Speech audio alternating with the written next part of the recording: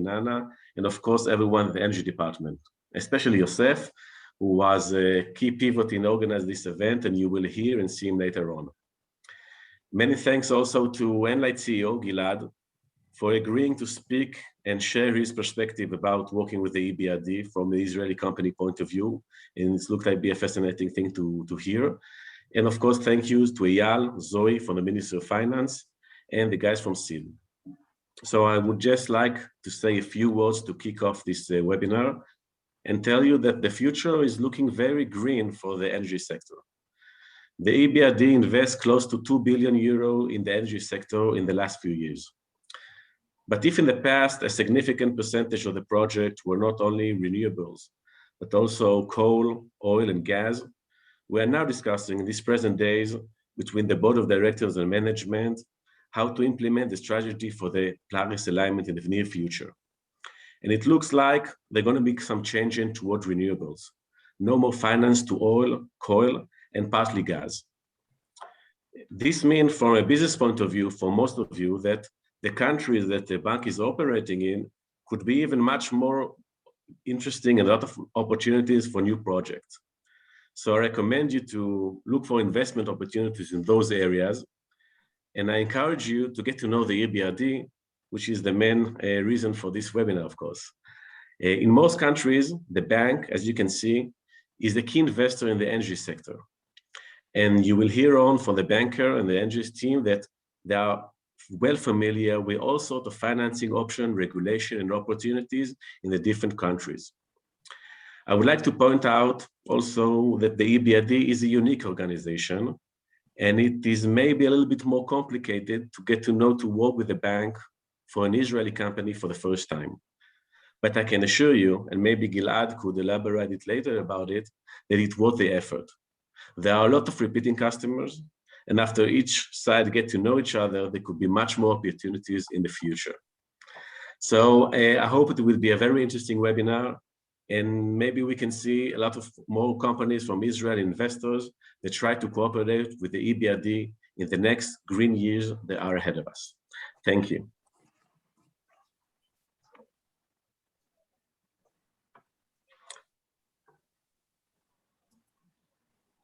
Alon is after me? Yes, hi, thank you. Thank you for the opening remarks, and thank you all for joining us today. As I see a lot of new faces, I will just briefly say, my name is Alon and I'm the Director General of SEED Israel, which is an umbrella organization for almost 160 members that are coming from the business, social, governmental and academic sectors. All of them are involved either in humanitarian aid or international development activity. Our mission is to promote and encourage Israeli responsible and positive involvement in emerging markets. And we consider working with the development banks one of the best ways of doing so. In our organization, you can find a huge database of basically almost all players in Israel who are involved in emerging markets by fields, countries, and sectors. And this is a great way for those of you who are looking for potential partners or potential players who are already familiar with specific places to do it through our database. This is not our first cooperation with the EBRD, and it is always a pleasure cooperating with this institute. And of course, doing it in partnership with the Ministry of Finance. As time is running, just briefly thanks our partners at the Ministry of Finance, Eyal Medan and Zoe, and Alon from EBRD and the rest of the team at the EBRD. And I would like to invite, I'm happy to invite Mr. Alain Pilot, the EBRD Vice President, for welcome and opening remarks. Please, Mr. Pilot. Thank you so much. So I have to start by saying dear Alon and dear Alon, because we have two Alons on screen. Well, first of all, thank you so much to the Ministry of Finance and to SID Israel for the joint work which has led to this webinar. It was a good experience, I think, for all Very happy as well to see our friend Gilad Yavetz on screen, the CEO of Enlight Renewable Energy, an old friend. You know that my heart is very close to Israel for many reasons. I've got many friends there, and I'm a regular visitor to the country, at least pre-COVID, and I hope to be a regular visitor again very soon, all the more that the COVID situation is getting really much better in Israel. I will try to be Israeli this morning, short and sharp, as you all are. Look, dear guests, first of all, a very short update on EBRD. EBRD is 30 years old, as you can see in the background behind me. EBRD, it is the G7 plus the EU plus very important countries such as Israel, an important shareholder. EBRD, it is 38 countries where we operate at the moment, which span from Central Europe, Western Balkans, Southeast Europe, Eastern Europe, Caucasus, Central Asia, up to Mongolia, so close to China. Turkey since 2007, very important country for us, of course, because of its size. And since 2012, a number of Mediterranean countries after the so-called Arab Spring. So Morocco, Tunisia, Egypt, Jordan, Lebanon, and also the West Bank and Gaza, where we entered with support, by the way, full support from Israel. In these countries, what are we doing? We are essentially focusing on the private sector. Not only because, of course, the private sector needs infrastructure, which sometimes has to be public, but the private sector for us, it is 75% of our activities at least every year. So, of course, we are massively focused on it. The EBRD, it is a debt, but it is also equity. We have both instruments. It is sometimes large projects, but sometimes it can be medium-sized or small projects because we work in very different geographies, and we had to adapt from day one to various sizes of projects. So we can address your needs, whatever your size. And if we can't, anyway, we can refer you to all the banks we are working with in our countries of operations. EBRD, it's also investment plus engagement on reform. And this is very important. I will give you an example in the renewable sector because it's better than a long story. In Egypt, where I was all of last week, by the way, I just came back to London yesterday. In Egypt, the Benban solar park could not have happened if we had not worked together with the IFC, by the way, not alone, on the legislation, the regulation, and even the power purchase agreements, which attracted a lot of international investors. So we open markets, dear friends. We don't only invest, we open the markets for you to invest by engaging with the state on the necessary reforms. And of course, it is much broader than the renewable sector, but today we are focused on the renewable sector. Of course, like everybody else, we want to be greener, and we have committed to our shareholders that by the end of 2025, at least 50% of our activity will be green. We want to be more digital. We want also to be more inclusive. But, this is almost obvious in the world where we live. So this is what EBRD is. And if somebody tells you that EBRD is slow because it is owned by countries, just tell them that every year we sign more than 400 operations for the more or less $12 billion that we invest every year. So we cannot be slow. Sometimes, of course, it happens, there are some very complex projects such as public-private partnerships, but basically in the renewable sector, I do not know a single project where we have not been reasonably quick. I hope that Gilad in a moment is not going to contradict me, because I will have a lot of eggs on my face if he does that. Now, engagement with Israeli companies, it started a long time ago, in the 90s. But for a while, it was a bit limited to real estate. We did quite a lot with your real estate companies in Eastern Europe. At that time, we were not yet in other regions. Then, we did a bit of agribusiness with companies like Tenuva. At that time, they were not yet Chinese. With also Frutarom in countries like Poland and Slovenia. But in the latest period, there has been a lot of engagement in the renewables sector, with, of course, Enlight renewable energy on the Kovačica wind farm in Serbia, the Bajgora wind farm in Kosovo, with Energix renewable energy on the Banie wind farm in northwestern Poland. And we are at the moment working again with Energix on more wind farm projects in Poland. Also with the Israeli Infrastructure Fund on the Potego wind farm in Poland, and probably I'm forgetting a few. So the engagement in renewables has been determined and quite important in the last few years.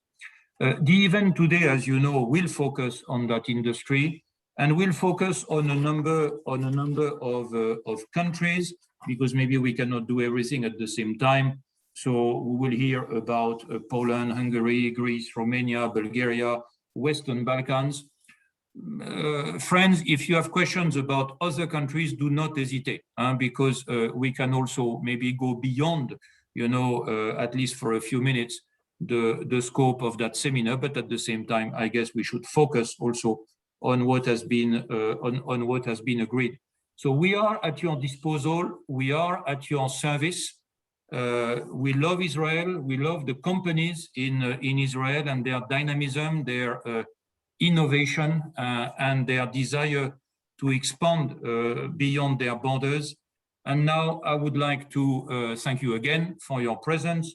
Thank you, Alon and Alon, again, and give the floor to my colleagues, Hannes and Joseph, for an overview of our activities in the energy sector. Unfortunately, I have to leave you because I am in a virtual visit to a certain country at the moment, so I've got 10 or 12 meetings a day.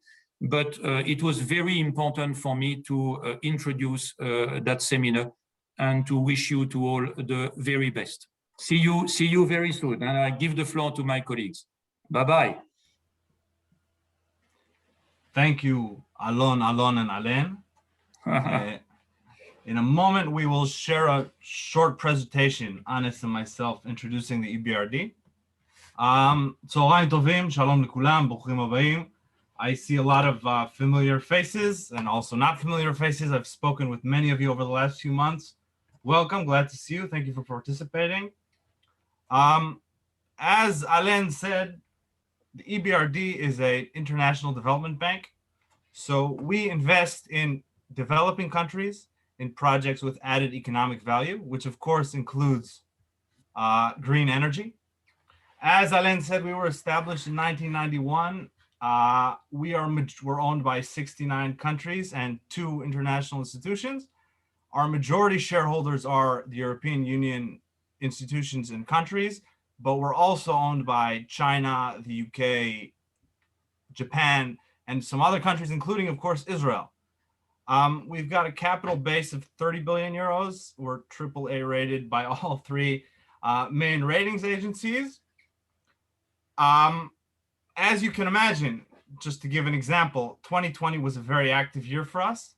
So we in 2020 invested 11 billion euros through all our sectors. We're active in many different sectors, but we're also active in the energy and infrastructure sectors under the auspices of the Sustainable Infrastructure Group. We'll discuss here energy, but in infrastructure in general, we did in 2020 about 4 billion euros of investments. We operate in, next slide. Thank you. We operate in, as Alain mentioned, 38 different countries. So we only operate in these countries. That means that we can invest in projects in Israel or France. We can only invest in projects where there's a clear use of proceeds that benefits one of these countries.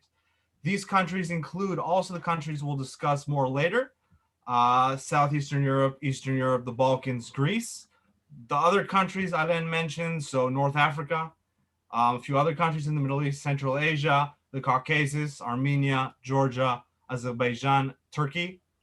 And now Anes will go into a bit more detail about our activities in the energy sector in particular before we move on. Thank you. Thanks, Joseph. And let me extend my thanks to Sid Israel and Ministry again for helping us organize this very exciting event for us. So energy. We do quite a bit in energy as well. To date, we've invested in more than 400 projects in the energy space. We've placed more than 18 billion euros of investment into these projects. And we still maintain a portfolio of 10 billion in the energy space. That's for the entire region that Joseph was earlier speaking about. Today, we're going to focus on the European countries, but that doesn't stop you reaching out to us should you have interest in the other countries we operate in. And I will briefly talk about our engagement everywhere, not just in Europe. As you can see, we are sort of fairly spread out in terms of geography and in terms of our investment. Renewables are representing a huge part of our portfolio today. Over the last 10 years, we have been investing pretty much more than $1 billion a year in the energy sector, and that number has reached 1.7 billion in the last year. Renewables, as anticipated by Alan earlier, are very much the theme for our bank. The bank has recently approved a new approach, which commits us to invest in green investments, and has an ambitious target to achieve 50% of our investment being green by 2025. This theme, of course, by its nature, immediately becomes a focal point for achieving such targets. We have invested, and we invest across technologies. Having said that, because of these ambitions, sorry. Okay, to continue. I'm glad we're I'm glad we're getting support already for this part of the presentation. So we invest across technologies, but given the ambitions we've and also the trajectory the world is taking, we're investing less and less in certain technologies, and have stopped investing in some technologies, and that includes coal for example, electricity generated by coal. Increasingly so, our investment is really related to renewables. So this is the slide that really showcases to you our presence across our countries of operation. So this is not just in Europe. We've done huge amount both in Europe and in the Asian countries where we are presented, as well as North African and Middle Eastern countries where we operate. This slide doesn't actually really tell its full story, and I would like to touch upon a little bit of what Alan said. We're not only investors. We can quite confidently say that most of these investments that you see on these slides have actually been instigated by EBRD through our policy dialogue.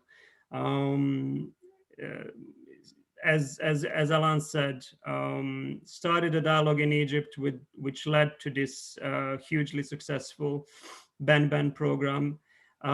Started the dialogue in Serbia to get to the first renewable investments there. Started our policy dialogues in Ukraine and Poland, and followed that up with huge amount of investment. And frankly speaking, pretty much started the dialogue in renewables in most of these countries where we operate. So we, the reason we can do that is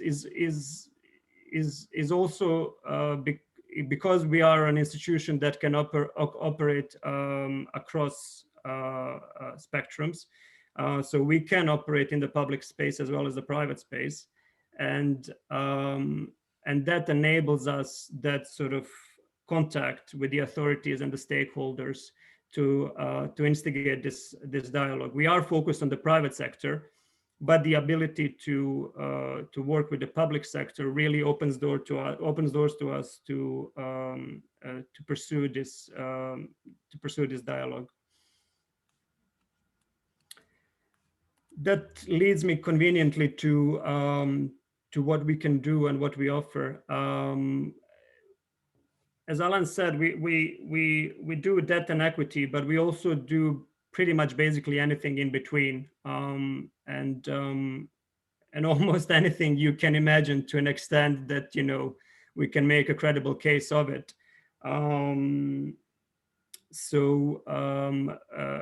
We invest in portfolio companies by equity. We invest in projects via project finance loans. We invest in corporates via corporate loans. We also, as I said, we work with sovereigns.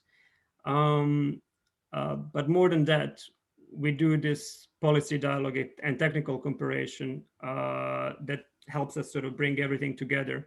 We can organize funds for technical assistance to authorities, to instigate change in legislation, to instigate change in the contractual frameworks. We can support project preparation facilities. We can engage in strategic assessments. So we really sort of offer a full package that is really the machine behind creating the trajectory and the transition for the countries in which we operate in, and sort of is the motive behind our original foundation. We'll stop myself there, and our intention later today as well will be to try and keep these presentations short, so you can ask us as many questions as you want. I could not be happier to be introducing the next speaker to you. As Alan said, he really is a friend. I hope he will be honest in the assessment of the way we deliver things. I think he has found us receptive to ideas, and let's see how receptive to implementation of all those ideas he has found us. So without further ado, Gilad, could you please say a few words of how we worked with each other in the past, and how you're hoping we will work with each other in the future? Yeah. Hi, Anes. Thank you very much. Fred, thank you for inviting me to say some notes here, and I'm really happy to see many friends from EBRD here on the screens, Anes, George, Roxana, Francesco. So, and I'm sure that maybe I've missed some of the boxes in the Zoom. And I think it's also nice to see some familiar faces from Israel, and I see that there is a lot of interest in this conference. So I'll try to be helpful, basically to share with you informally our experience of working with EBRD, and I might say even give you a spoiler and say our successful experience in working with EBRD. And if there is a need, I can also refer to some questions and make it even more informal. In general, let me start by just maybe naming the projects or the opportunities where we worked and cooperated with EBRD until today. So until today, we've worked together in two projects in the Balkans. The first one was Kovačica that Alain mentioned before. It's a wind farm in the capacity of 105 megawatts that we started to construct or close financially at September 2017. It's quite a complicated project that involved maybe, I would say, the first wave of regulation in Serbia. I'll touch it in a moment.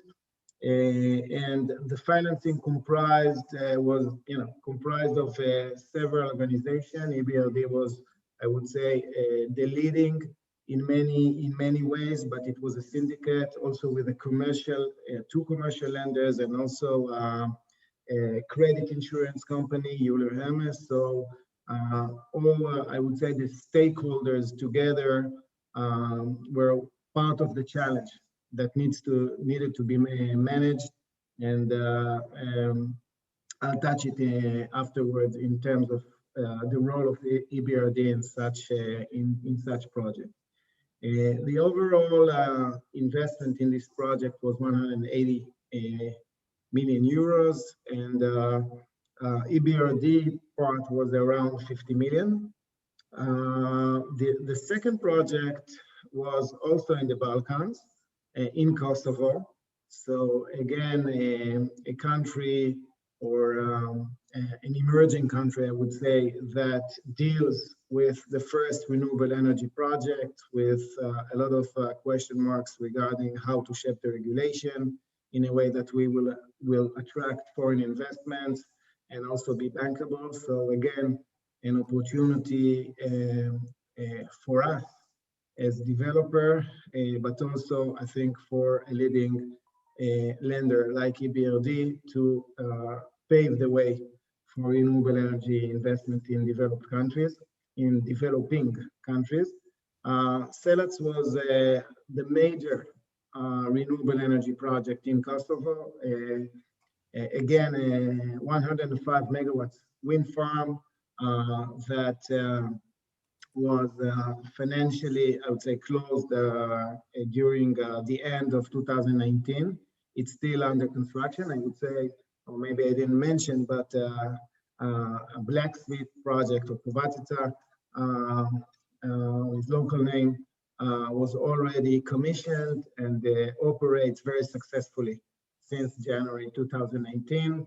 And since then, we also had I think to overcome additional challenges during the COVID-19 area and some regulation decision by the Serbian government. And again, I think it was an opportunity to experience the way EBRD dealt with these challenges together with us, and helping us to smooth in many aspects, I would say, the situation.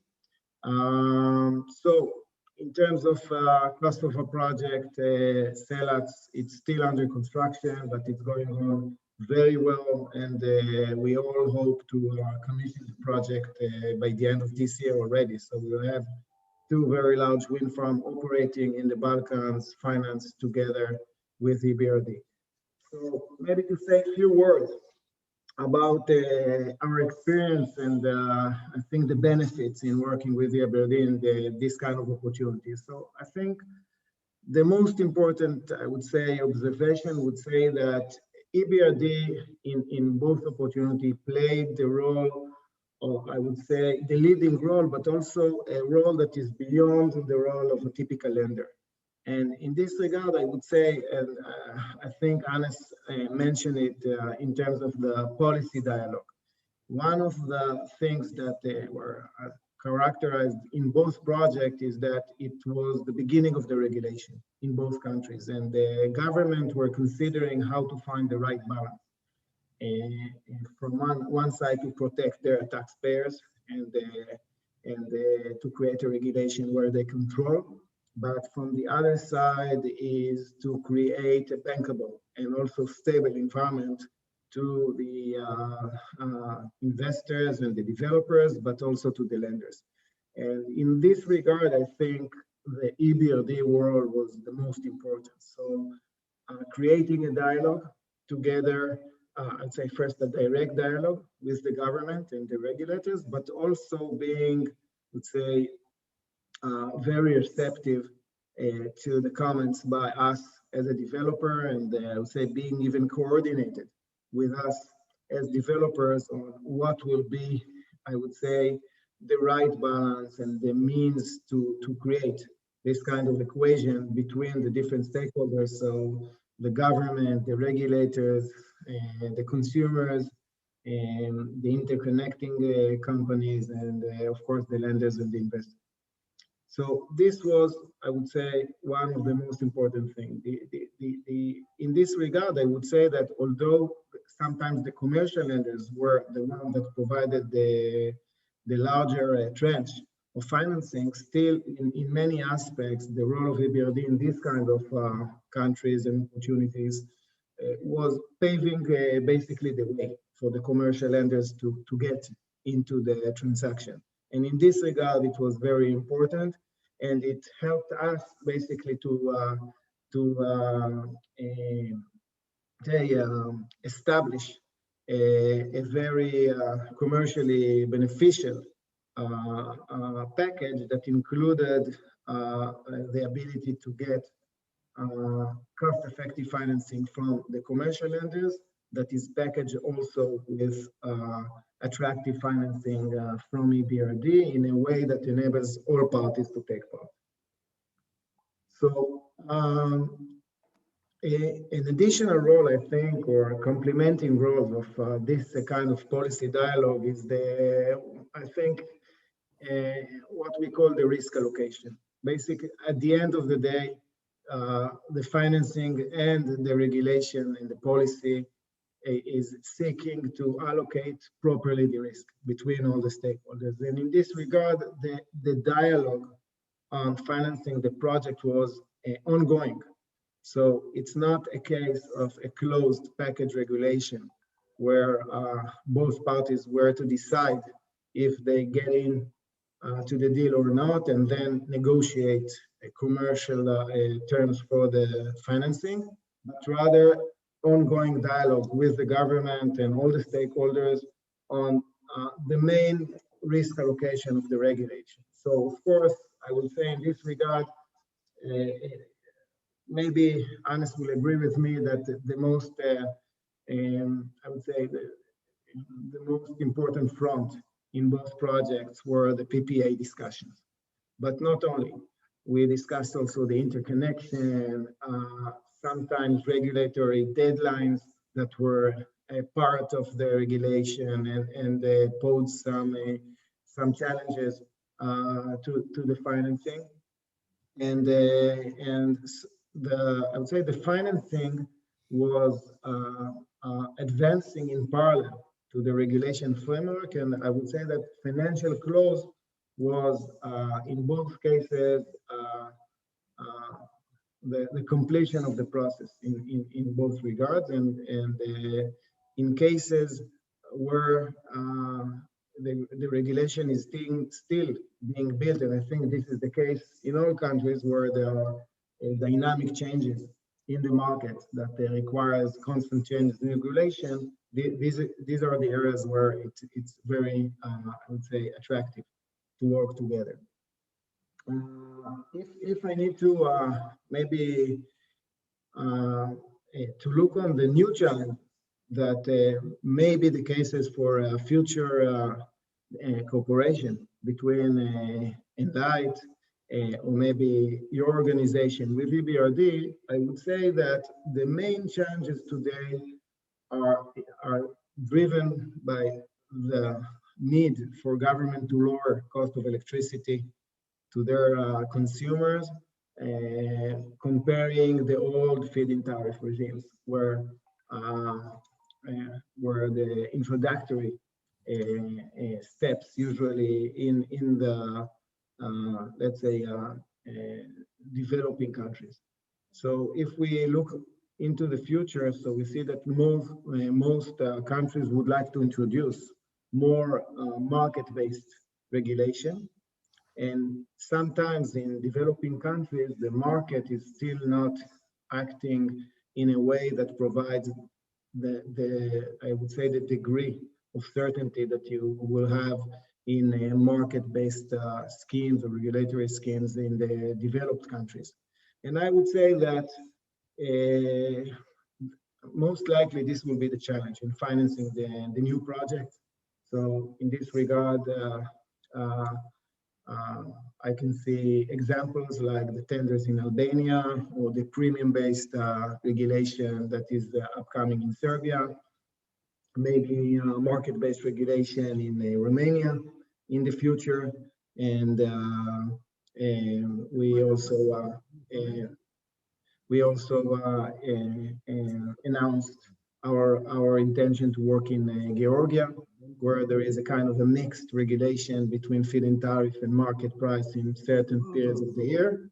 So in all these, I would say, examples that are future examples, I believe that there will be a lot of place to cooperate for an organization like Enlight to cooperate with EBRD based on the same principles of answering the new challenges that are facing us. That will be, to my opinion, again, more in the area of introducing market-based elements to developing countries. And in this regard, I think there are some elements in which I think a cooperation with EBRD for us can be fruitful. First, I think the open relationship that we have with EBRD. Although EBRD is a large organization owned by countries, for us it was a very positive, I would say, experience to create the open and transparent and I think very sincere relationship that we have with the teams, either the management and the working teams. The other is the fact that I believe we found a balanced approach in EBRD as a commercial lender. So I believe that not always everything that you want can be achieved when you work with a commercial lender, and especially an IFI. But we found the approach quite open, and although we had some hurdles and we had some challenges, I think at the end of the day we overcame them very nicely. And I think this was assisted by the approach of EBRD that was transparent, sincere, and balanced. And I would say the last reason is, of course, the focus that we see that was mentioned by Anas before in terms of the geographic focus. There is, I think, a lot going on in this market, so I don't want to spoil Enlight as the opportunities as a lot of competitors are here on the screen. But I'm joking. I think there is a lot of potential in the countries of focus for EBRD, and there is a very nice opportunity to create the market there with the challenges that we will all face. So I hope it was helpful, and I'm open to question whether here on this panel, or if you want to contact me directly, I'll be happy.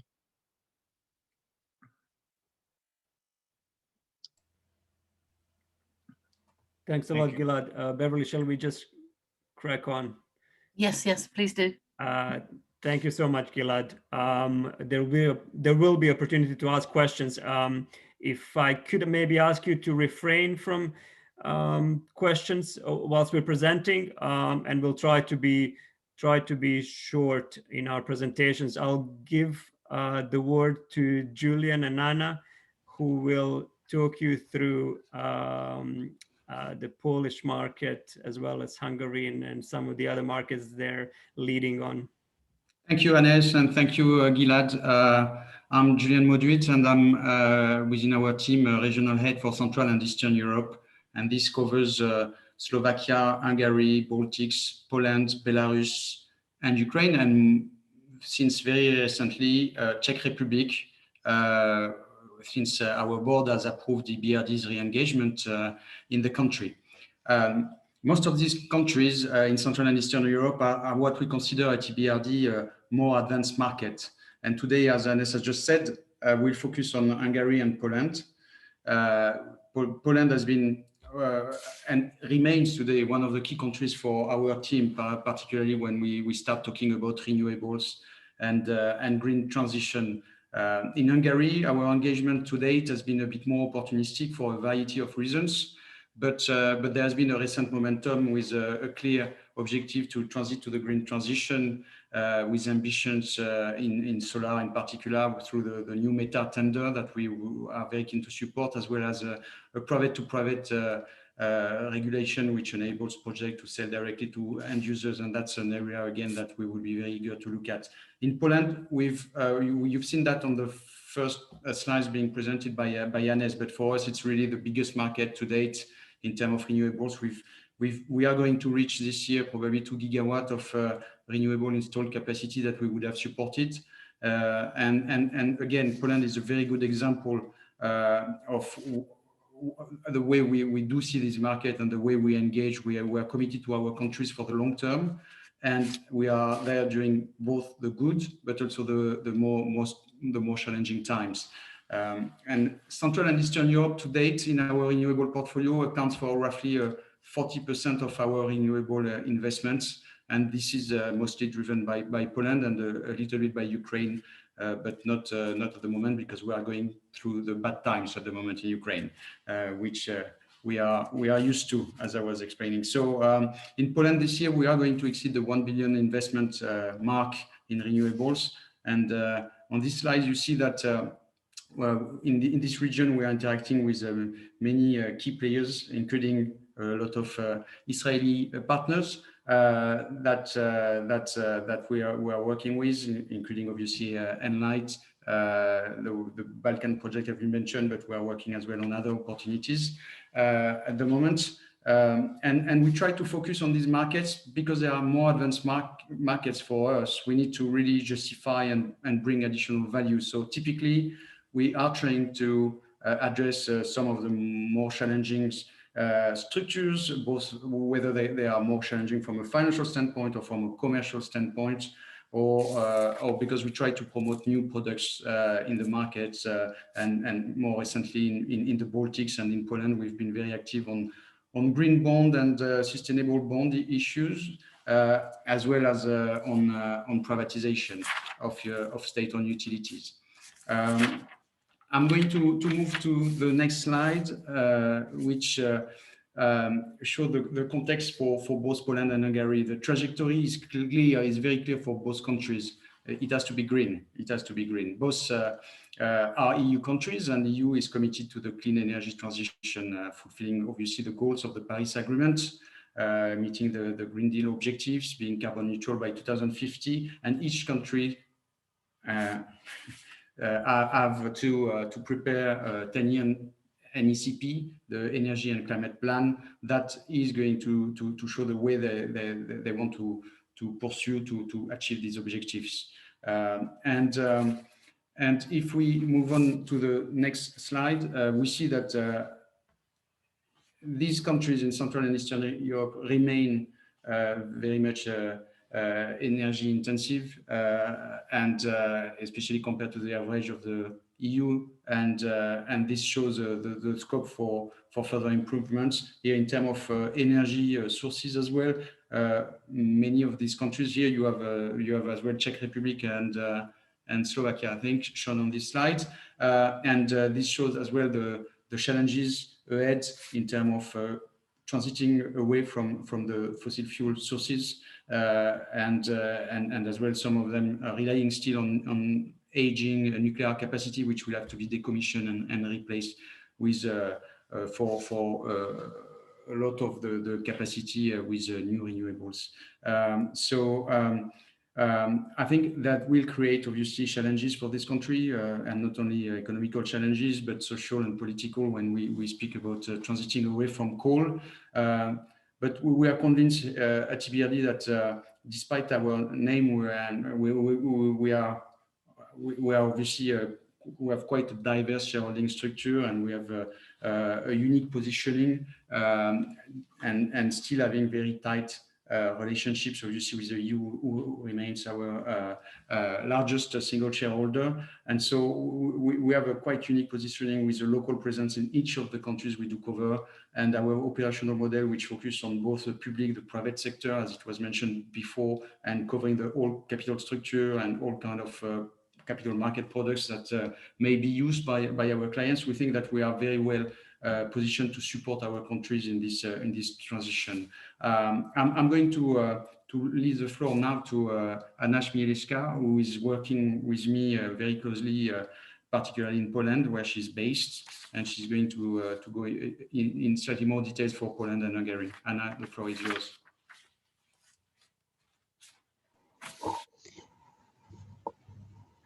Thank you, Julien.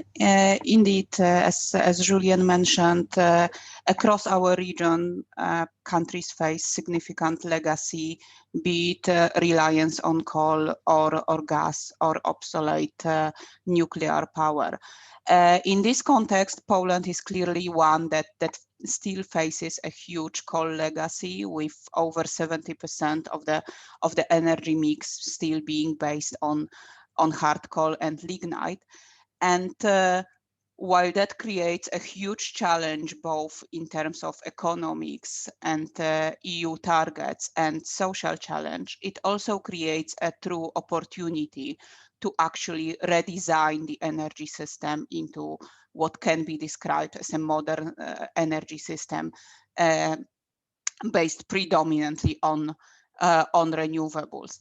And that's really what's happening. Poland started off this journey back over 10 years ago, setting initial targets for 2020 at around 20% of renewables share in the final energy consumption. Now, with the EU developments that were mentioned by Julien previously, the ambition has been increased to 32% of the renewable share in electricity consumption by 2030, and similar and slightly lower level in the total energy consumption. This transition is actually happening. The last 2 years have given a powerful start with the new CFD system being successfully implemented by the Polish authorities, which sets a strong base for development of renewables, both onshore wind and solar energy. We were delighted to see that Israeli Infrastructure Fund was one of the first beneficiary of the system, of this support system, and has been brave enough to invest in the largest onshore wind farm in Poland. Back 2 years ago, we have supported this player.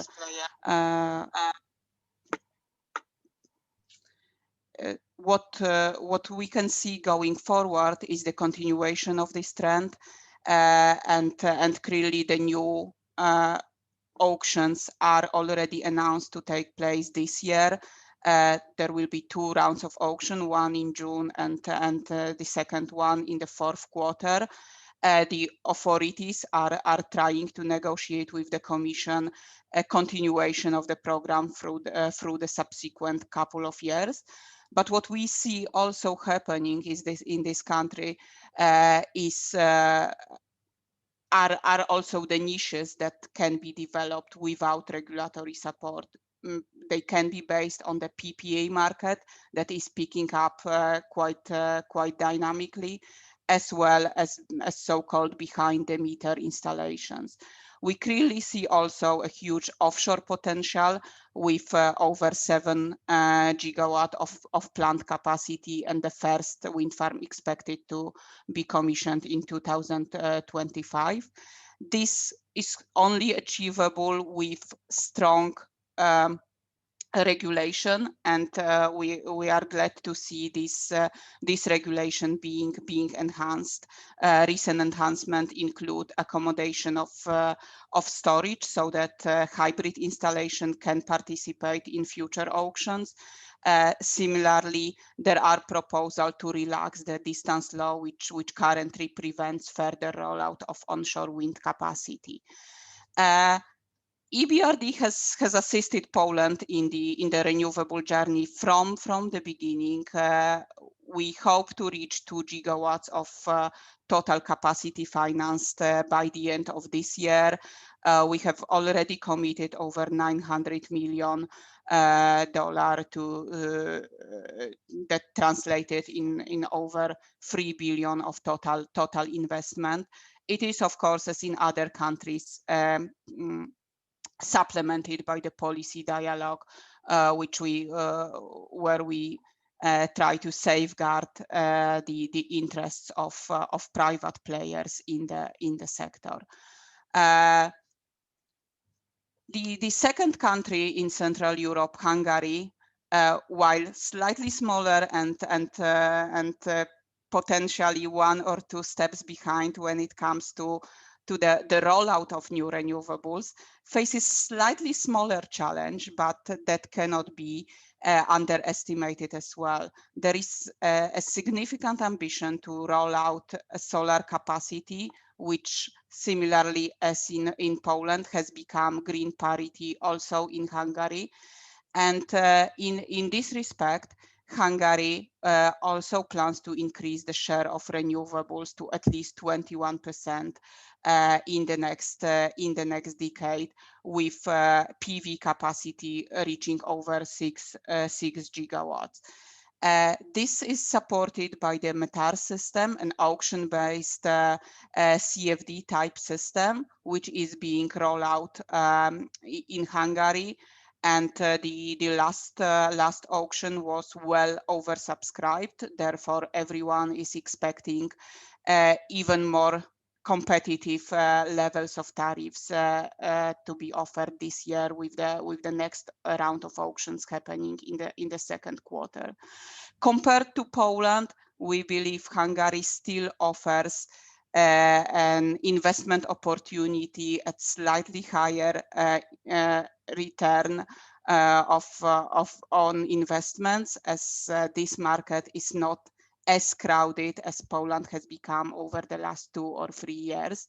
And we do strongly believe that Israeli players, who have some of which who have already successfully proven track records in the region, can actually help also this country to transition away of conventional energy and develop an energy system based on solar. Let me just mention the successful cooperation with IIF, where which is one of the investment that opened up Polish non-recourse market back 2 years ago to sizable investments. We were delighted to support the Israeli Infrastructure Fund and Mashaf Energy in this investment, and hope to expand further our cooperation also this year. We have also seen very dynamic activity of Energix, whom we supported a few years ago and who has been successful in the recent renewables auctions in Poland. So we are delighted to see that Israeli clients, Israeli investors are actually helping our region to move away from fossil fuels and and can be competitive in those markets, and we will be delighted to support them further through their journey. Thank you very much.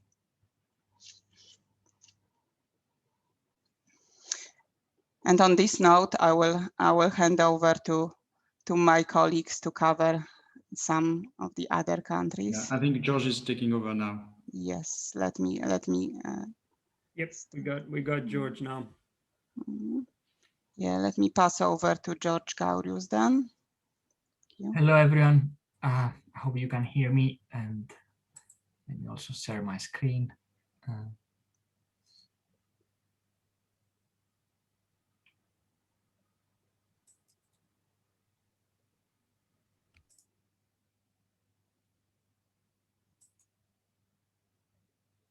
Hello, hi, my name is George Gaurius, and I'm currently the acting director for the Energy Europe team, but I'm also the regional head for energy for Southeast Europe.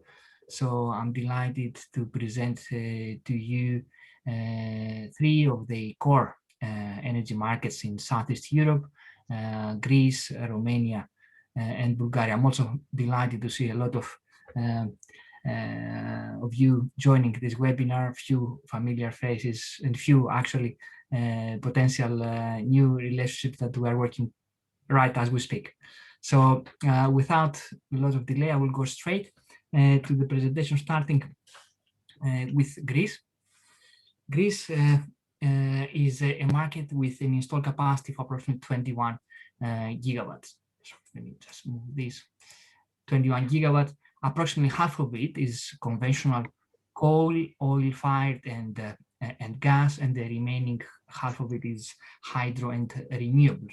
A lot of part of the installed capacity belongs to the state-owned utility Public Power Corporation, and private investors are focusing mainly on natural gas and renewables. On the supply side, the state-owned utility PPC dominates the supply market, and it has approximately 67 to 70% of the retail market share.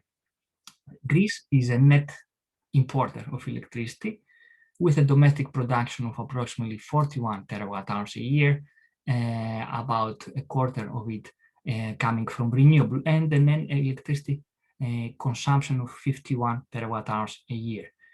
Because of that need to import, Greece is very well interconnected with all its neighboring markets, having good interconnection with Turkey, Bulgaria, North Macedonia, Albania, and Italy, and a planned interconnector with Cyprus and potentially Israel. The Greek electricity market is fully liberalized, and since last year it has adopted the target model, which introduced a new intraday, day ahead, and forward market, and a balancing market operated by the Greek TSO ADMIE. All the other markets are operated by the Hellenic Energy Exchange. Renewables have been historically been supported through feed-in tariffs, and since 2018, the Greek government introduced renewable auctions, where renewables were participating in the electricity market in the day ahead, and they were receiving a 20-year contract for difference as a operational support under a contract signed with a renewable operator now called DAPEP. Going forward, in terms of the strategy, the Greek energy strategy is driven primarily from the EU target, and it is actually one of the most ambitious decarbonization strategies across for sure, the countries that we operate, but also within EU. So in its recent National Energy and Climate Plan, Greece set a very ambitious target to phase out all existing coal capacity by 2023, and the one coal plant which is currently under construction is expected to be converted or closed by 2028. Actually, last week, PPC, the owner of that plant, said that they're even planning to close it earlier by 2025. So this National Energy Climate Plan also set a high target of renewables by 2030, increasing their share in terms of total energy consumption to 35%, and that translates to approximately 8.7 gigawatts of new renewables that will come into the Greek energy system.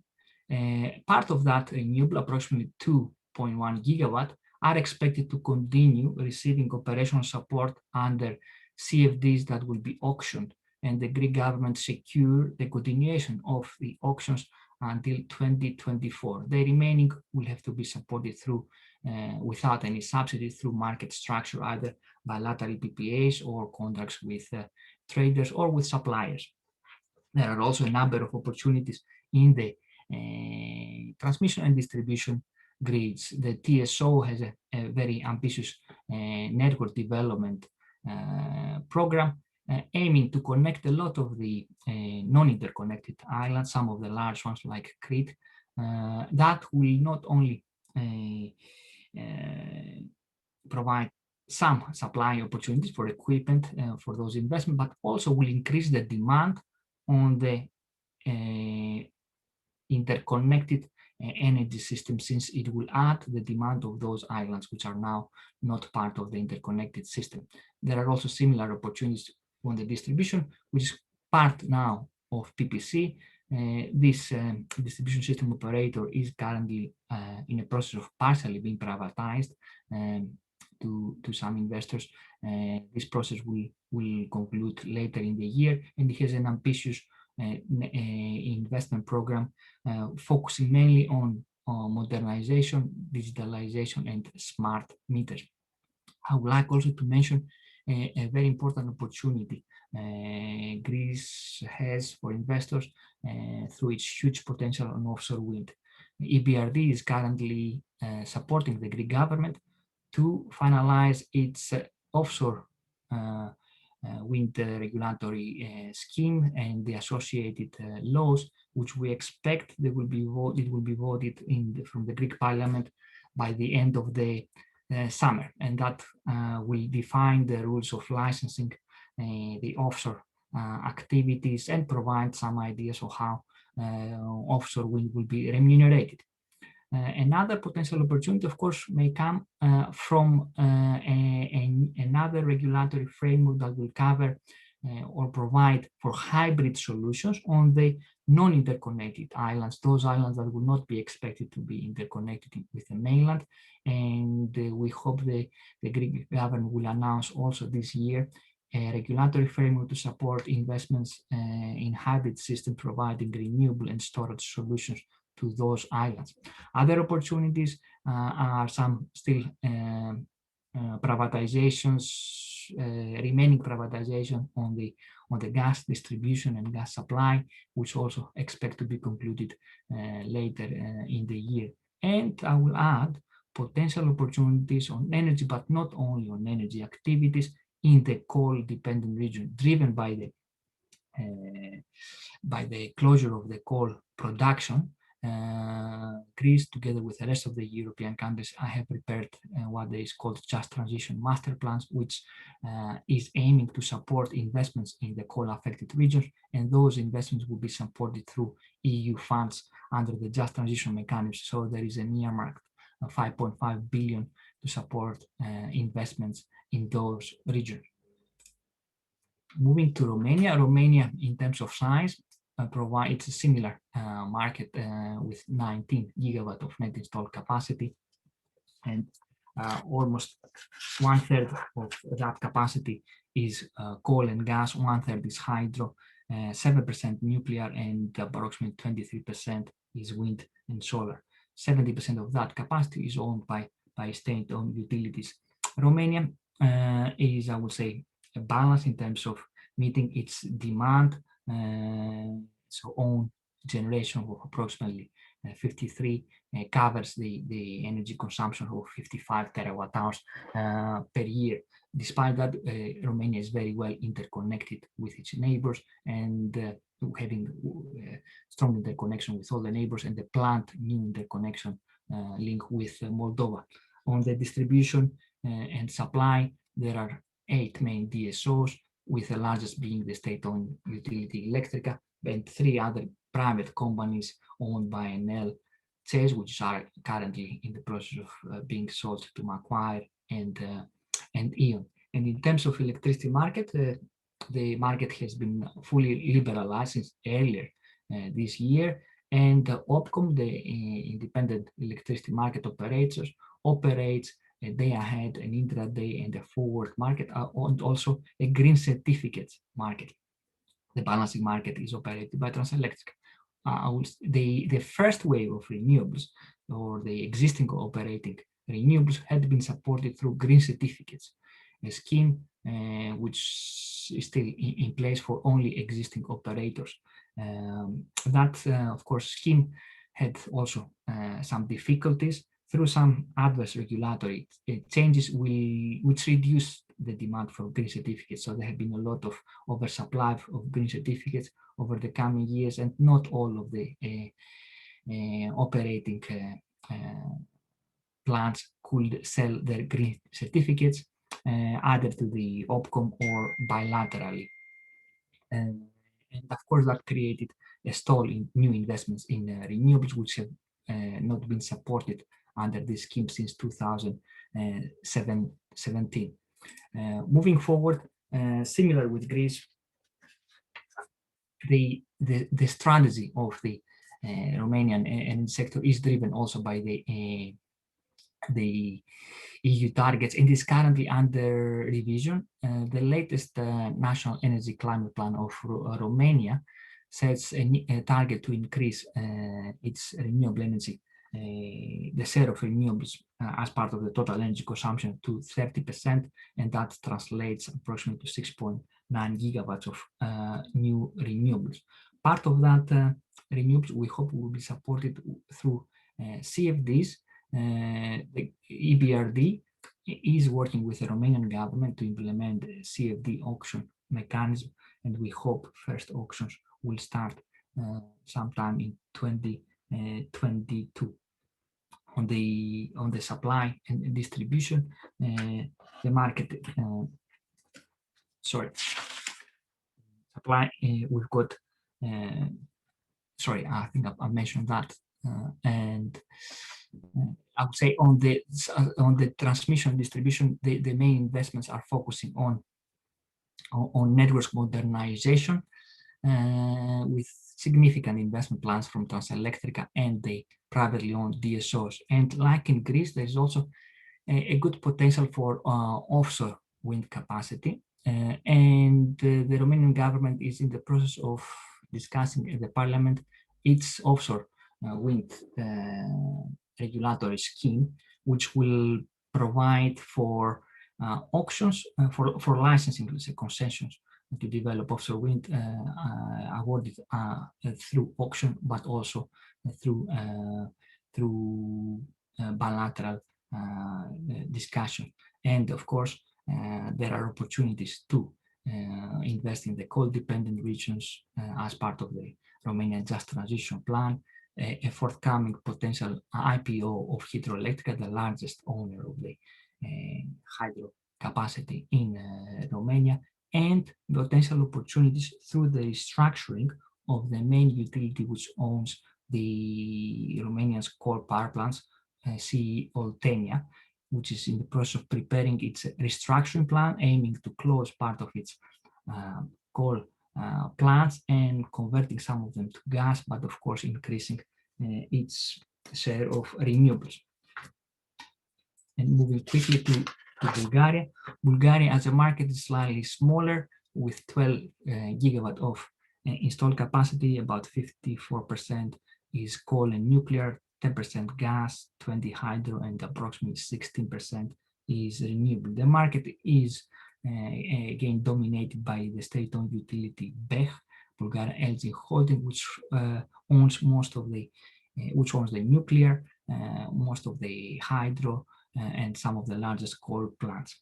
Historically, Bulgaria has been a net exporter of electricity in the region, with a domestic generation of approximately 45 terawatt hours a year, approximately 20% of it produced by renewables, and a demand of approximately 35 terawatt hours a year.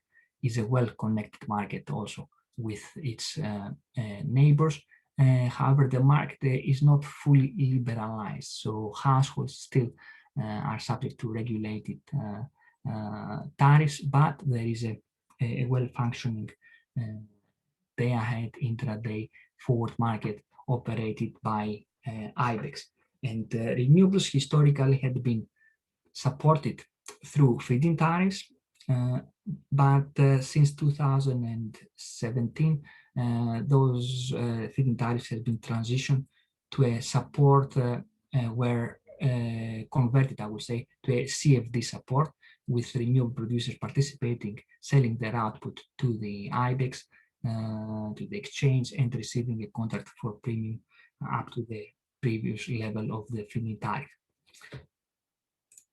And in terms of targets, I would say Bulgaria probably has the least ambitious target, with slower phase out of coal, and the target under its national energy and climate plan to increase renewables to approximately 27% out of total energy consumption. That will translate to approximately 2.6 gigawatt of new renewable capacity by 2030.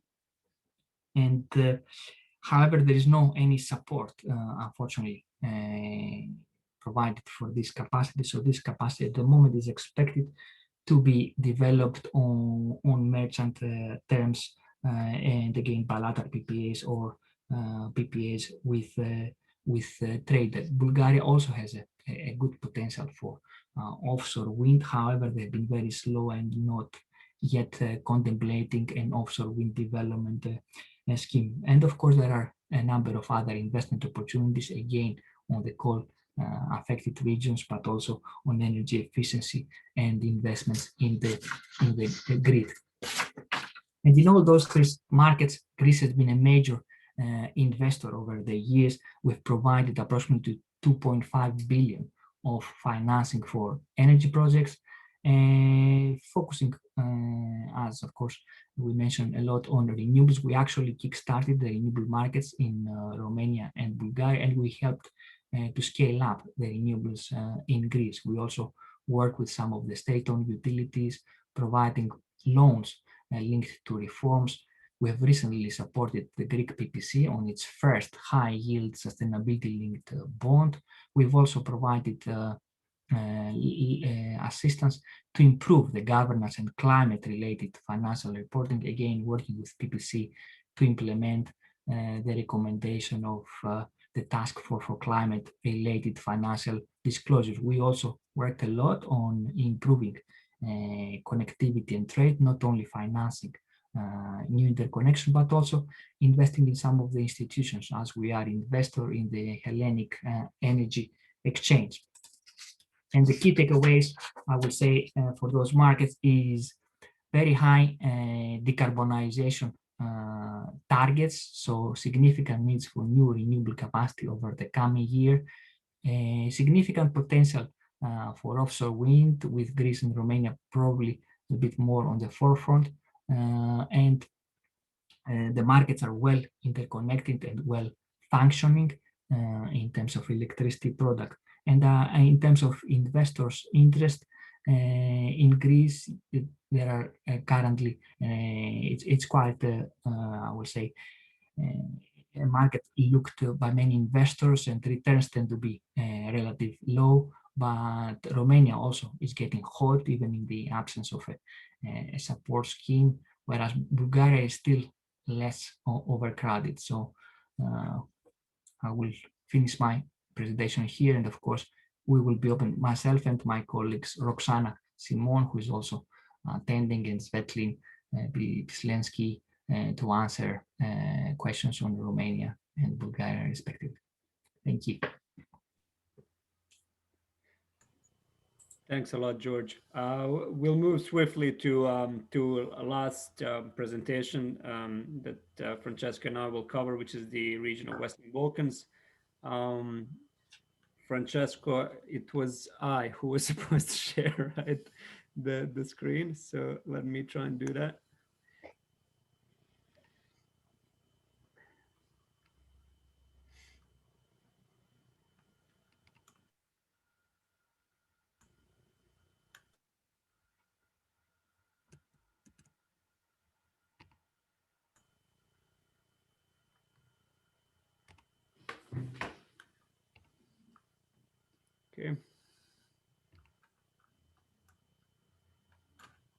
Thank you, Hannes. Good afternoon, everybody. We are very glad to be here, especially building on a very productive and successful experience we had with Enlight. And thank you to whoever was involved in organizing this event. So very briefly, I mean, in a similar context of Southwest Europe, I mean, I am working together with Hannes in Western Balkan 6, which is Albania, Kosovo, Serbia, Montenegro, North Macedonia, and Bosnia-Herzegovina, and I'm covering also Croatia.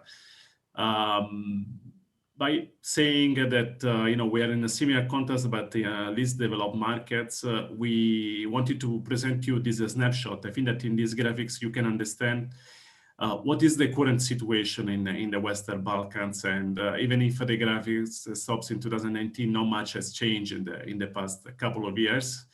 As you can see, the light blue is the hydropower plant, and the dark blue is the thermal power plant that, let's say in a certain way, accounts for about 60% of 60 or 65% of yearly consumption in the Western Balkans.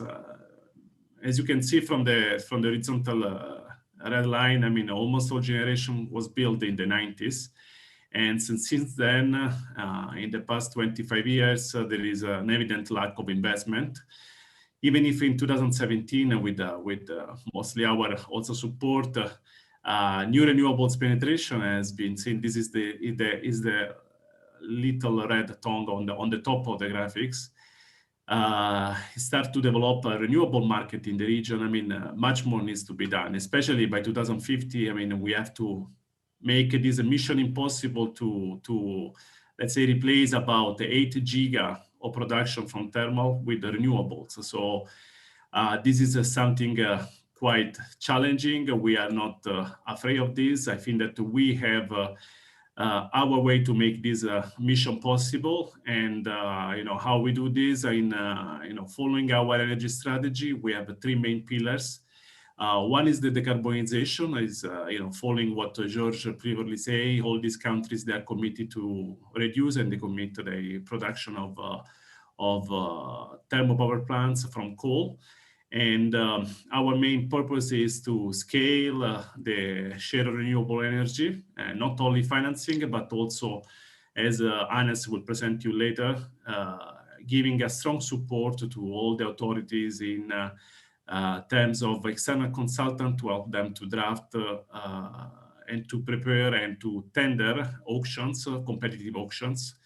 In selected market at the moment, we are actively involved in Albania, in North Macedonia, in Serbia, and Kosovo. On top of that, also we're involved in gas. In line with the Paris Agreement, we are selectively reviewing ongoing projects in the region, and where it's feasible and in line again with the Paris Agreement reduction emission, we would be reviewing important projects that will reduce the emission and will utilize gas as a transitional fuel, in a view of not locking in those countries to natural gas in the future, but accommodating also compatibility with hydrogen sources when this would be economically more viable. As well as in Western Macedonia and Greece, we just started a diagnostic as a pilot project in North Macedonia, where basically external consultant will support the government to understand what would be the impact of the decarbonization and the decommissioning on the thermal power plant and mines and coal mines in the region, and how additional investment, not only in energy, but can be, let's say, deployed in those regions that will be, they will have to, let's say, reinvent and restructure the economic development plan. The other two pillars, one is supporting, the third one is supporting the state-owned utilities, which are an important backbone, and in order to have those countries to in a certain way cooperate and support us in our efforts of decarbonization, we need to include them in the pictures, but in a way that we transform those companies in a more, let's say, commercially viable companies, the same that we are having in Albania and in Serbia, by implementing corporate governance action plan, and also climate change resilience project, where basically we are trying to transition those companies to a more stable and economically viable standing. The central pillars for us is, of course, the electrification of the markets, where we are basically supporting the improving of infrastructure by building cross-border interconnectivity and integrating different markets. And as well, at the same time, we are providing smart grid and smart electricity meters to some of our clients. One of our best projects is in Montenegro, where we finance the distribution company for deploying roll out a full project for implementation and installation of smart metering. And at the end of this year, we should have 85% of the consumers in Montenegro utilizing smart meters. That it's above the average of the European Union. And then I go to my last slide before I give the floor to Hannes. This is a bit in summary what we have been done in the past few years. I mean, starting from Serbia in 2017, where we have been heavily involved in making bankable the tender organized by the authorities, where we finance Dolovo and Kovačica Wind and Light. It was a lot of, let's say, interaction in terms of negotiating PPA and different, let's say, standard futures on the agreements. And then we think that, you know, as Light also mentioned at the beginning, our, let's say, interposition and discussion and policy support has been also appreciated, not only from them, but also other investors in the region.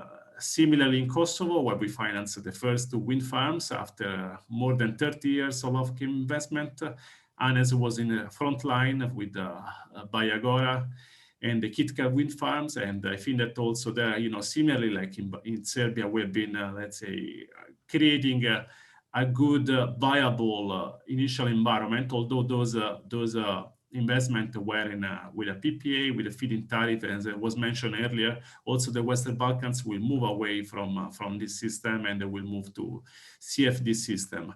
In North Macedonia, we started again with some practical investment on decarbonization path, and one of these is 10 megawatt in a dismissed mine in southern western part of the country, which has been followed in these days with a tender for 100 megawatt for a private-public partnership with that has been actually last week awarded to a Bulgarian and a Turkish company to build in 2 lots, 50 megawatt each. And I think that it's a good example of what can be replicated in the region in many of the coal mines, because you have already all the infrastructure near the thermal power plant and the coal mines, and then you know, you create some economy of scale by avoiding investment in rehabilitating the area for other purposes, while those areas can be still utilized for sustainable development as solar power plant. Very briefly, in Bosnia, we supported smart grid with the 2 distribution company in Republika Srpska. In Montenegro as well, we financed the first wind farm in all the region. Back in 2016, we were working with Aquo, and then we managed to finance the first wind farm as well. There are a lot of interaction with the authorities in order to make the system viable. And more recently in Albania, where we started with the auction, we had 2 auctions. The first one for 100 megawatt and the second one for 140 megawatt, each of them below 3 euro cents for kilowatt hours. Both of them won by a French company, which is also an EBRD, early EBRD client. And a few weeks ago, we have signed the first floating solar project in the region.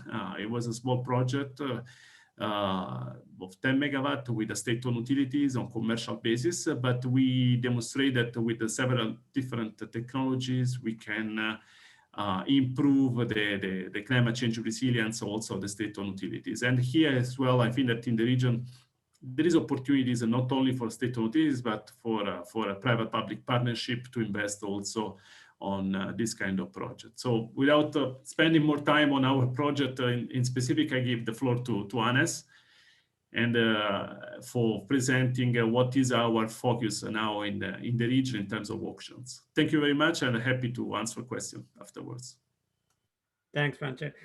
So basically, these next couple of slides are essentially what is next in Western Balkans, at least what we think is next and appropriate.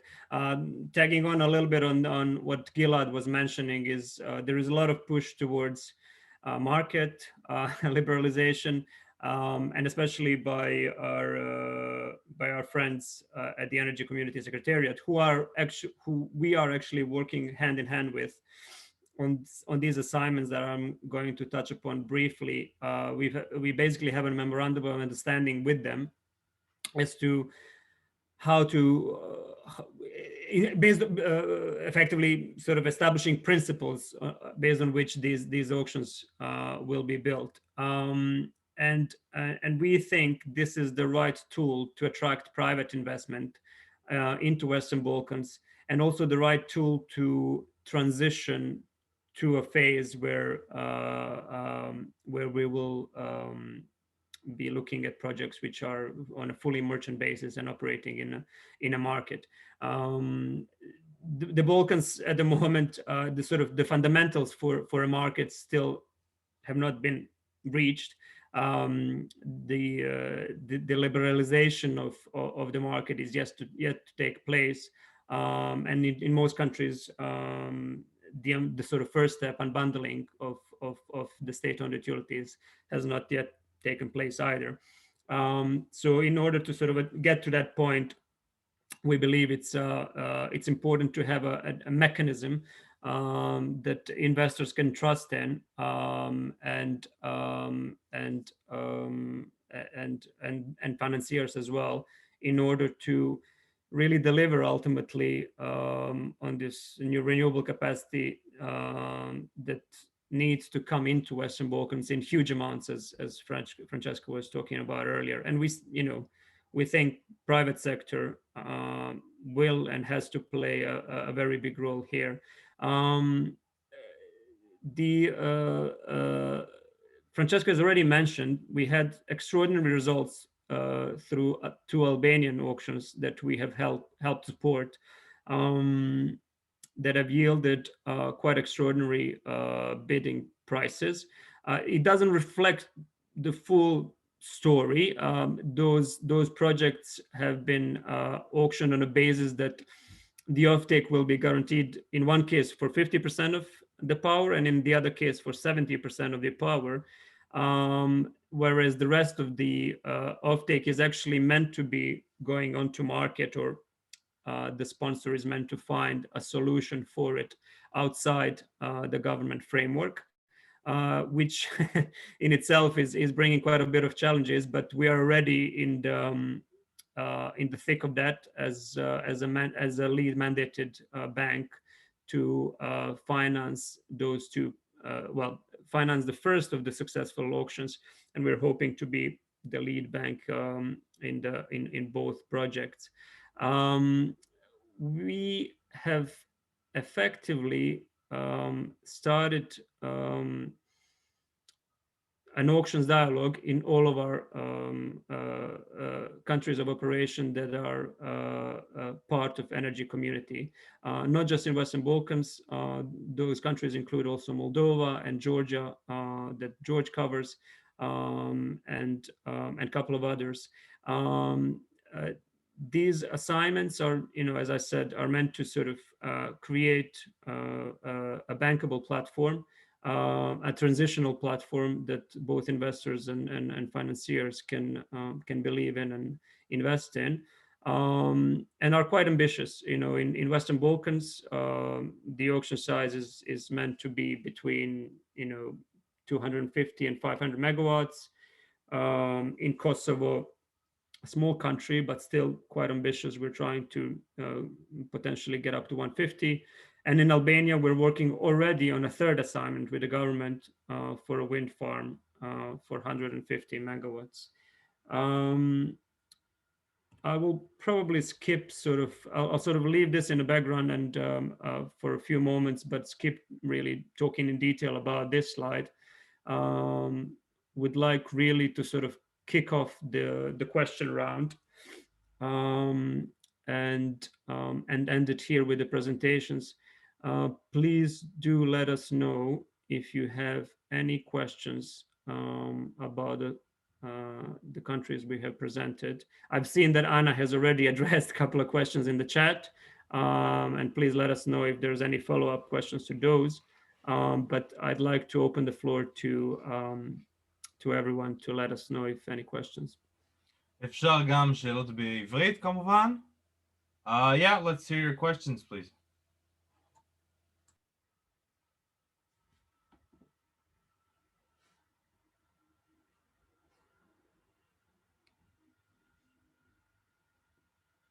Maybe I can kick it off. Yeah,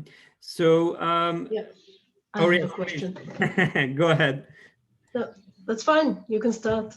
No, Sigal. I was going to pose a question that was probably going to be of interest in terms of sort of this merchant move towards merchant, but please go ahead with your question. So I come from the arena of agriculture. I'm an agronomist, and I would like to find out if there's already some actions or activities related to agriculture. So to hear a little bit from your experience, it would be nice. There is, however, for that we would need to probably put you in touch with our colleagues. We have a sector team who specifically deals with agribusiness, and sometimes we cooperate depending on where the project evolves to, and if the use of agriculture is ultimately for production of electricity as well, then we get involved. But we certainly do cover it quite extensively, that sector. So depending on the type of project you're thinking of. Yeah, I'm talking actually about using renewable energies, of course, like greenhouses with implementing solar energy or using wind energy for agriculture projects, things like that. I can see that Gregor has already some thoughts on that, so please, Gregor.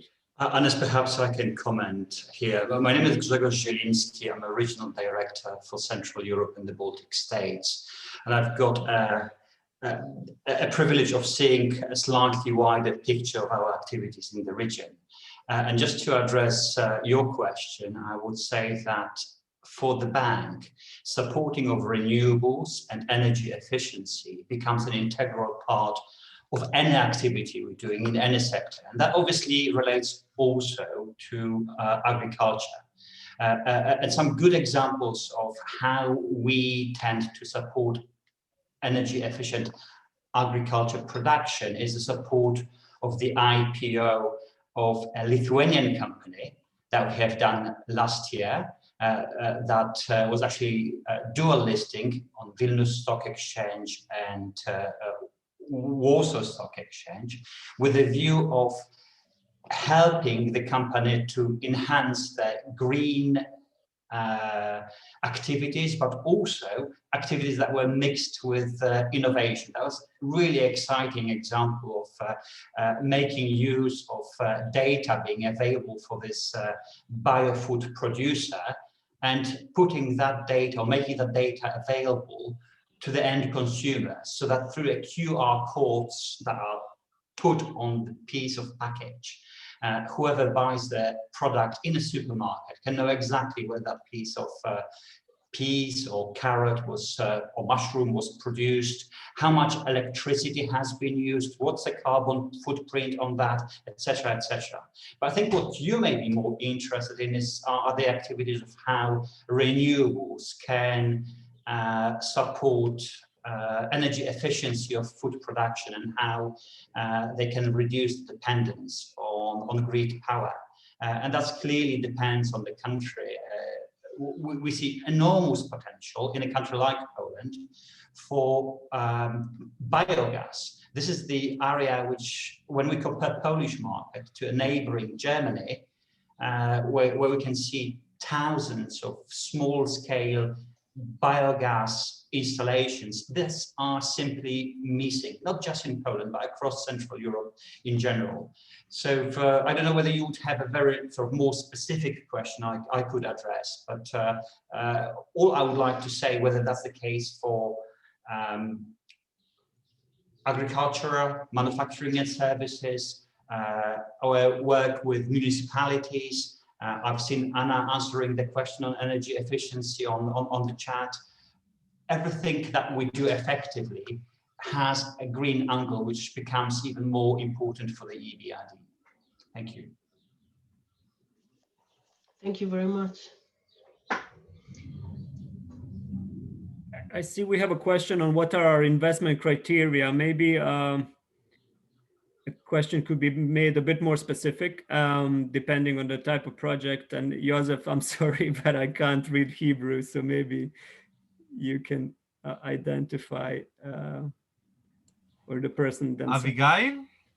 Sorry, Abigail?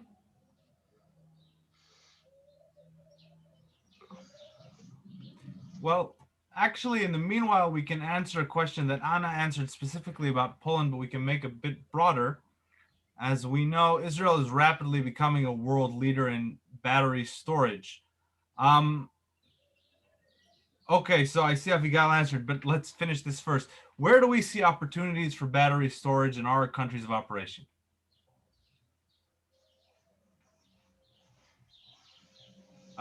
Anybody Anna, care to start? Anna. Hey, look, yeah, maybe I will start from the, let's say, more developed part of our region.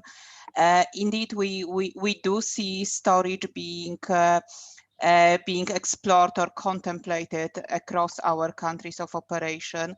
Where we see it being piloted these days predominantly are small-scale storage solutions for the electricity grid, and then also attempts to integrate storage to mainly solar, large-scale solar installations to take some advantage of the peak prices and intraday irradiation changes. So these are the two main areas where I do see storage picking up across the Baltic states, Poland and Hungary. Now maybe someone from my colleagues could add for the other countries. Yeah, I think, I mean, for Western Balkans, I mean, I think it's still the cost of it is still a little bit prohibitive, and the solution it offers not entirely yet clear. There might be one of the governments who eventually decides that that's something they would like to pursue, at least as a pilot, as Anna said.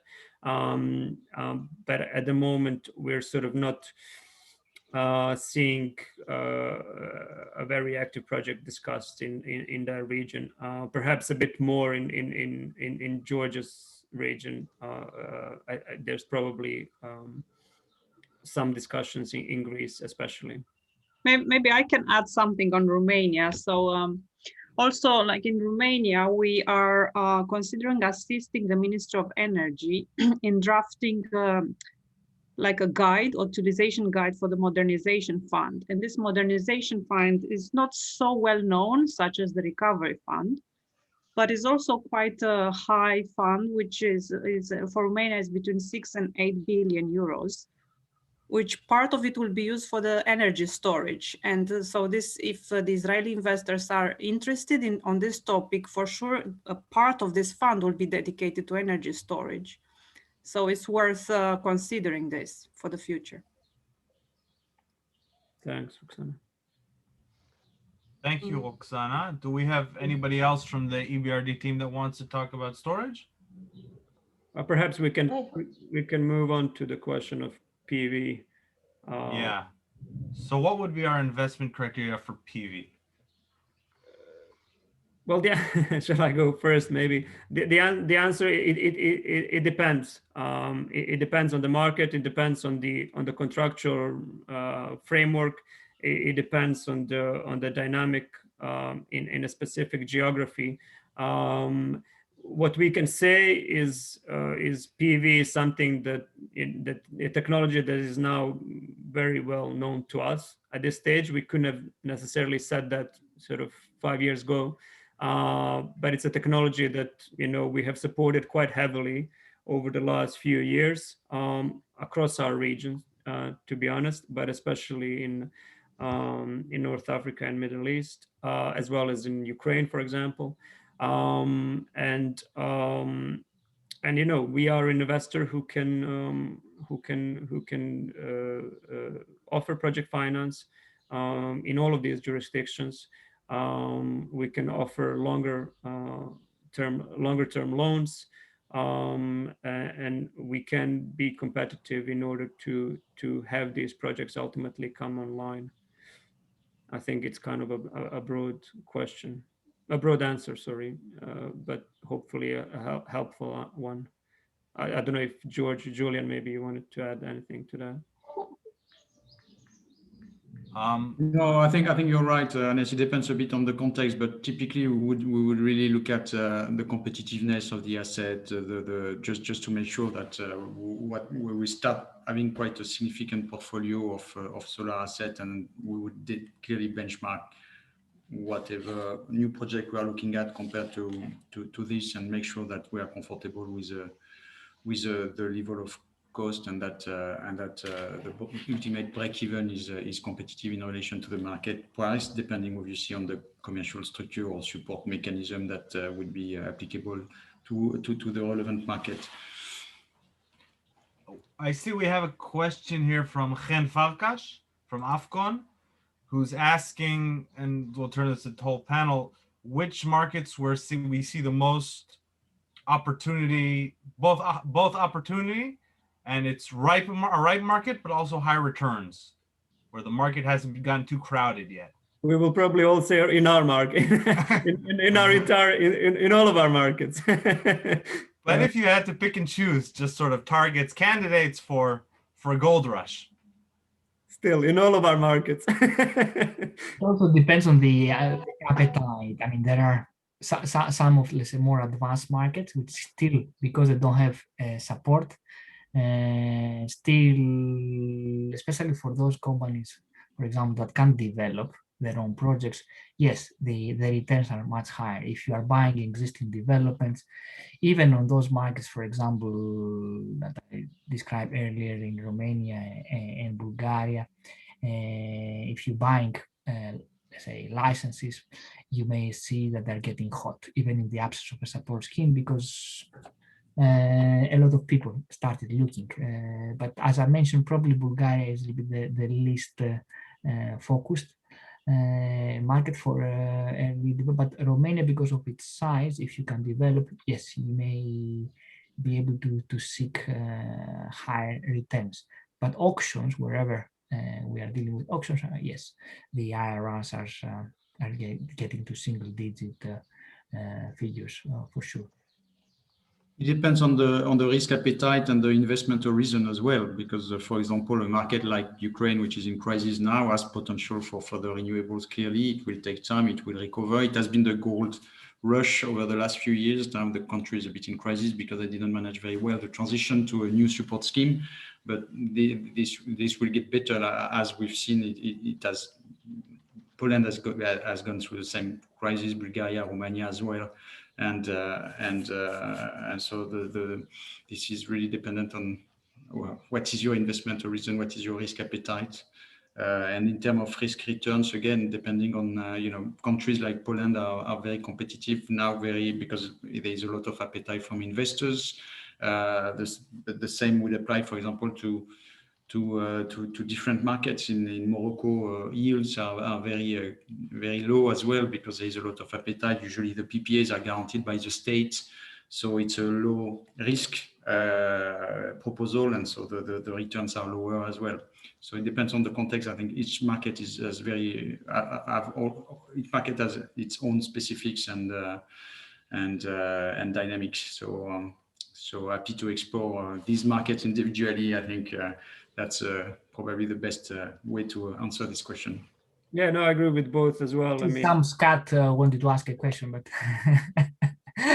but not only risk appetite, so it's also risk perception. You know, we all see risk differently, including investors. You know, there's some investors already actively exploring merchant assets, even in Western Balkans, even though we as a bank still think there's a transition period to go. But you know, people ultimately believe in the upward trajectory of power prices, and you know,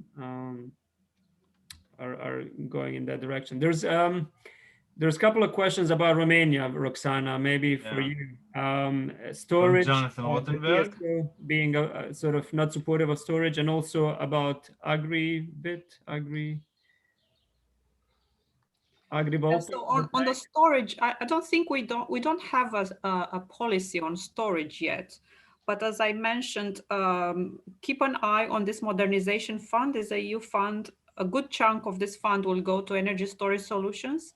And from what we have seen on the market right now, few of the smaller size solar and wind projects have associated a small storage facility as well. I have seen this as like a combination of wind, solar and storage on site as well. So I think there will be investment opportunities. Is maybe not something for the next 2-3 weeks, but it's coming for sure. But in those markets, the advance, we have not yet seen the TSOs or and government yet promoting support scheme for storage in the form of battery. But you know, hopefully we may find that they will consider providing a framework for, you know, attracting storage solutions in the form of batteries. And Roxana, there was a specific question on agrivoltaic. Does that name mean anything to you? Sorry, it doesn't to me. Jonathan, Jonathan, do you want to explain a bit more? Jonathan Wattenberg? Hi guys, thank you for having me. Agrivoltaic is the mix of PV plus agriculture, so dual use of agriculture plus like PV, as we see in other countries, Italy and Germany. So it's an up and coming trend, and I wanted to know if there is any direction that the government wants to implement the dual use of agricultural plus PV.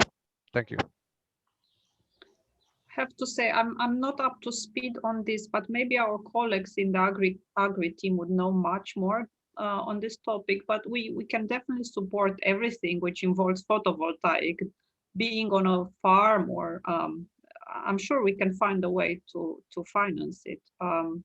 But if you have a specific project in mind, maybe you can send it over and you can have a look. Yeah, and I think Gregor is most knowledgeable about agrivoltaic projects than the rest of us. So I think he can probably offer more. If I may just very briefly, I think it really depends which country are we talking about. And I think the key elements here is the regulation for land usage. In some countries, we actually see strict restrictions on dual use for arable land.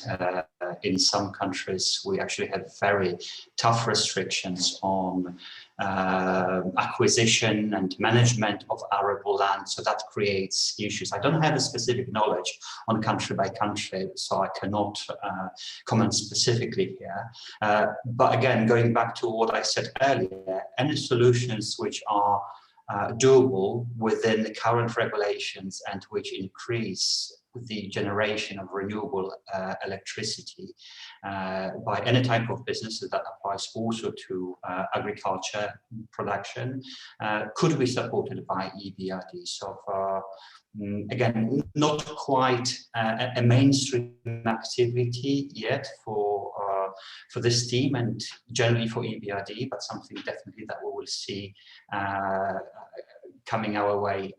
And this is sort of a cross-sectoral application of renewables for agri that has been mentioned twice already. And by the way, apologies for not giving the name of the company I referred to earlier.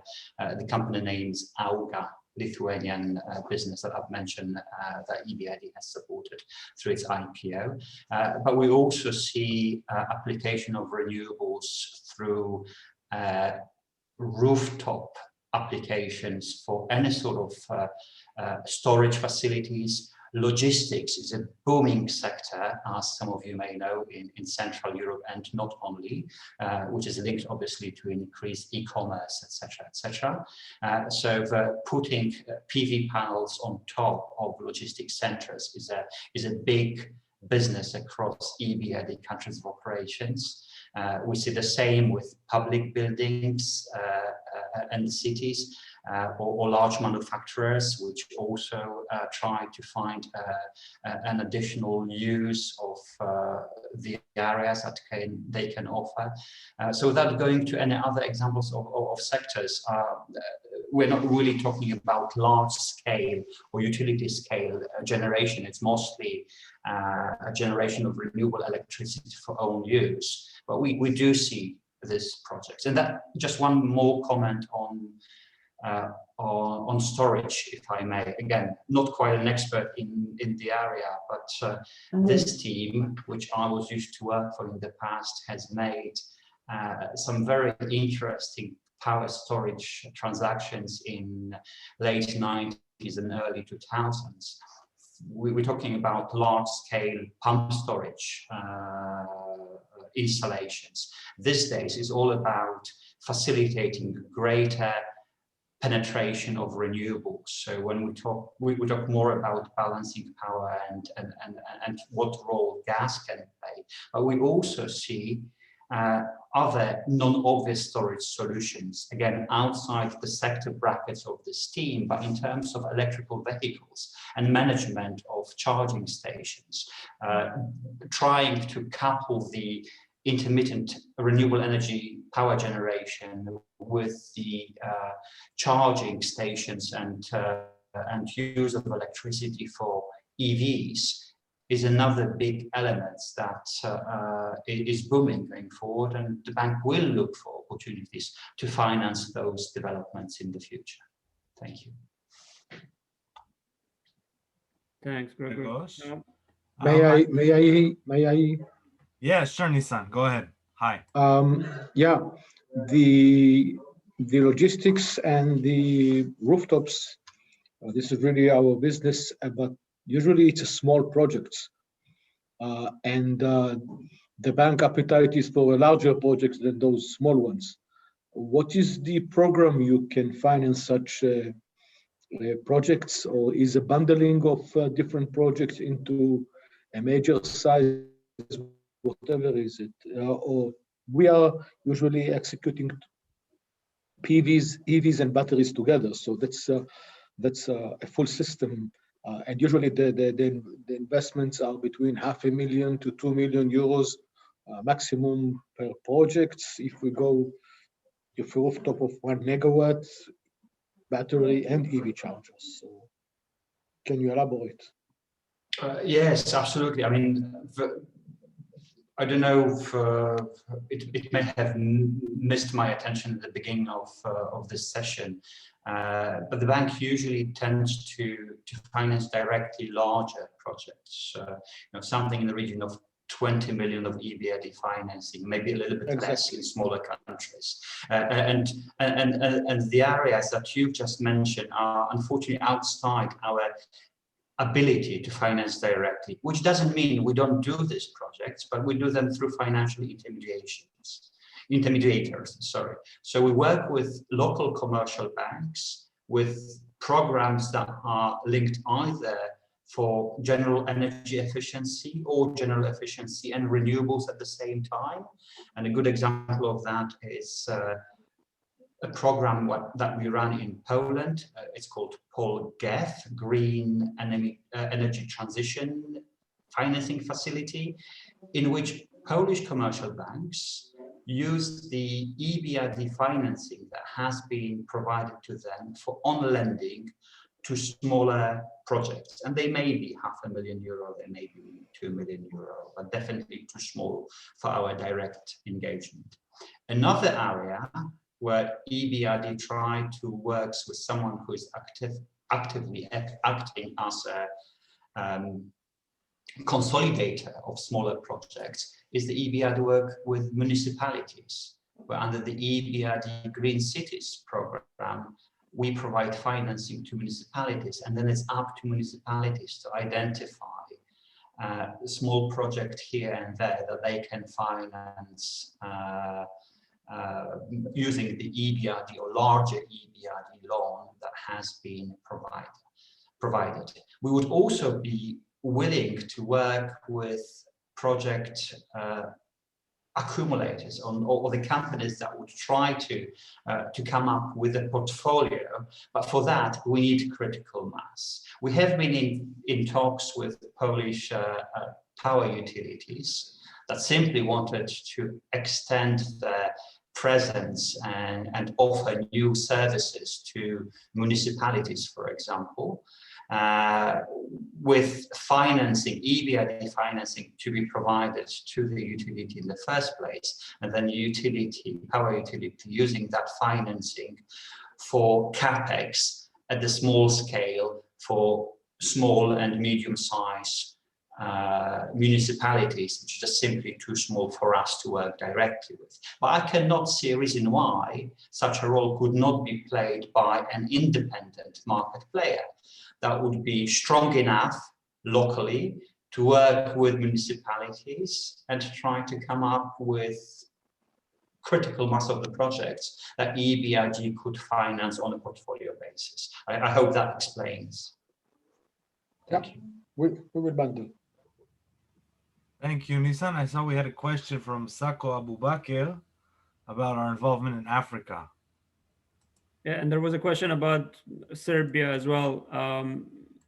All the presentations will be shared, so and our details are on those presentations. So please feel free to reach out if you want to talk about a particular opportunity with any one of us. George, you wanna take Africa?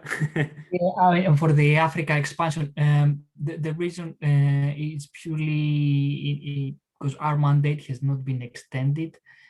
So initially the bank, as mentioned by Alain, was started to support the Eastern European countries' transition to market economies, then gradually expanded from the Arab Spring to North Africa. Now there are some discussions about expanding to Sub-Saharan Africa, but I would say they're still a bit early. So yeah, the bank is trying to expand its mandate, and maybe one day we will also look at a few selected Sub-Saharan, but it's also a decision from our shareholders. So it's not an operational decision, but a decision from our shareholders. And just to reiterate again, happy to put you in contact with any of our colleagues that are operating in the North African and Middle East region, as well as in the Central Asian Caucasus region. All those markets are very active, and all those markets need quite a bit of investment to decarbonize. So do let us know if there's interest in any of those. Happy to put you in touch.